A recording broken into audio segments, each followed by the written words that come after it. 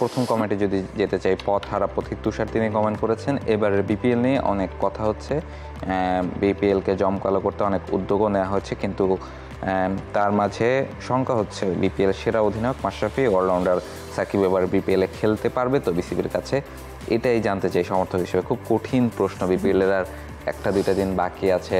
সাকিব আল হাসান তো আসলে তার বোলিং অ্যাকশন নিয়েও একটা বিপাকে পড়েছেন, এছাড়া তার বাংলাদেশের নিয়ে আশা নিয়ে তো একটা সংকট আছেই, সেটা নতুন নয়।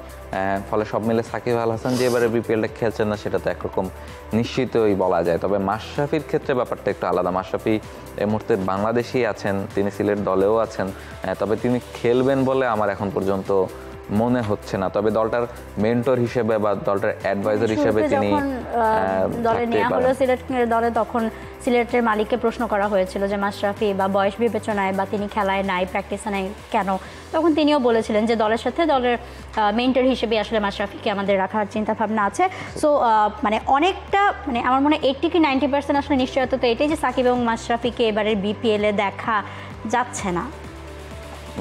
পরবর্তী কমেন্টের দিকে যেতে চাই, এইচ জিয়াউর রহমান তিনি বলছেন বিপিএল এ কোন স্টেডিয়ামে দর্শকদের সংখ্যা বেশি হবে? কোন স্টেডিয়ামে বেশি হতে পারে? চিটাগাংয়ে, সিলেটেও হতে পারে, ঢাকা ছাড়া ওই দুটায় মোটামুটি ফাইট হবে। ঢাকায় খুব বেশি দর্শক হবে বলে আমার মনে হয়। ঢাকায় তবে এই জায়গাটা কর্মব্যস্ততাটা বেশি মানুষের এখানে, নট নেসেসারি চিটাগাং সিলেটের মানুষ কি কর্মব্যস্ত না, বাট না ঠিক আছে, কিন্তু তারপর আরেকটা জিনিস ধরেন সকালের ম্যাচের তুলনামূলক তো দিনের ম্যাচগুলোতে দর্শক কমই হয়ে থাকে, রাতের ম্যাচগুলোতে আবার বেশ আমরা দেখি যে সব জায়গায় দর্শক বেশি হয়ে থাকে। তবে হোমগ্রাউন্ডে খেলাগুলো হলে ধরেন বরিশালে বা খুলনায় এরকম খেলা যদি তখন আবার আলাদা একটা ব্যাপার থাকতো, তখন একটা ব্যাপার থাকতো। পরের কমেন্টে আমরা যেতে চাই, আরিফুল ইসলাম সোহাগ তিনি কমেন্ট করছেন, দক্ষিণ আফ্রিকা কি টেস্ট চ্যাম্পিয়নশিপের ফাইনালে খেলতে পারবে? ওকে, আমরা মূল শোতেও বলছিলাম সাউথ আফ্রিকা টেস্ট চ্যাম্পিয়নশিপের ফাইনালে খেলার সম্ভাবনা সবচেয়ে বেশি। সাউথ আফ্রিকা এই মুহূর্তে টেস্ট চ্যাম্পিয়নশিপ টেবিলের টপে রয়েছে, মাথায় রয়েছে, এবং তাদের ম্যাচ চলছে পাকিস্তানের সঙ্গে। দুটো টেস্ট তারা যদি জিততে পারে, একটা টেস্ট জিতলেও তাদের সম্ভাবনা খুব জোরালো ফাইনালে খেলার, এবং তাকে টেক্কা দেওয়ার জন্য রয়েছে অস্ট্রেলিয়া এবং ভারত, এবং তাদেরও টেস্ট ম্যাচ চলছে। অস্ট্রেলিয়া এবং ভারতের মধ্যকার যে ব্যাপারটা সেটা হচ্ছে অস্ট্রেলিয়া 2-এ আছে, ভারত 3-এ আছে। ভারতের জন্য ডু অর ডাই অস্ট্রেলিয়ার সাথে লাস্ট দুটো ম্যাচ, কারণ তারা 3 নম্বরে ফাইনাল খেলতে হলে জিততে হবে।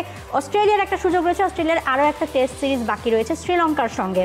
সো অস্ট্রেলিয়ার জন্য সেই সুযোগটা বেশি থাকছে, এবং এই 3টে দলের মধ্যে এখনও পর্যন্ত ফাইনাল খেলার জোরালো সম্ভাবনা আছে সাউথ আফ্রিকার সবচেয়ে বেশি, যেহেতু তাদের পয়েন্ট বেশি, তারা মাথায় রয়েছে, বাকি দুটো দলের রয়েছে। তবে আসলে টেস্ট এদিক সেদিক কোনটা হয়, যেহেতু এখনও টেস্ট খেলা চলছে বাকি আছে, তো তারপর আসলে ফাইনাল রেজাল্টটা জানা যাবে কি হয়। পরবর্তী কি কমেন্ট রয়েছে? এমডি আরিফুল ইসলাম মুন্না তিনি কমেন্ট করেছেন যে 2025 সালে বাংলাদেশের কোন কোন দলের বিপক্ষে সিরিজ রয়েছে এটা নিয়ে টি স্পোর্টসের একটা ভিডিও দিলে খুশি হতাম। আপনি তো মনে হয় 2024 সালে কি ঘটেছে তার একটা কন্টেন্ট বানিয়েছেন। 2024 একটা র‍্যাপ আপ করা হয়েছে, আপনারা 2024-এ কি হয়েছে, কেমন গেছে বছরটা, সেটারও একটা র‍্যাপ আপ পাবেন, এবং ইনশাআল্লাহ আপনারা 2025-এ বাংলাদেশে কি কি খেলা রয়েছে সেটারও কোনো একটা আপডেট অবশ্যই জানতে পারবেন, এবং সেটা জানতে হলে টি স্পোর্টসে চোখ রাখতে হবে। দর্শক, অনেক ধন্যবাদ আপনাদেরকে আমাদের সাথে সময় দেওয়ার জন্য। দেখলেন ফ্রি হিট সেগমেন্ট, এবং সেই সাথে পুরো ক্রিকেট শো। খেলা দেখতে হলে, খেলার সব আপডেট জানতে হলে থাকুন টি স্পোর্টসের সঙ্গে।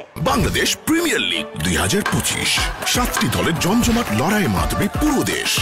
দেখতে চোখ রাখুন টি স্পোর্টস নেটওয়ার্কে।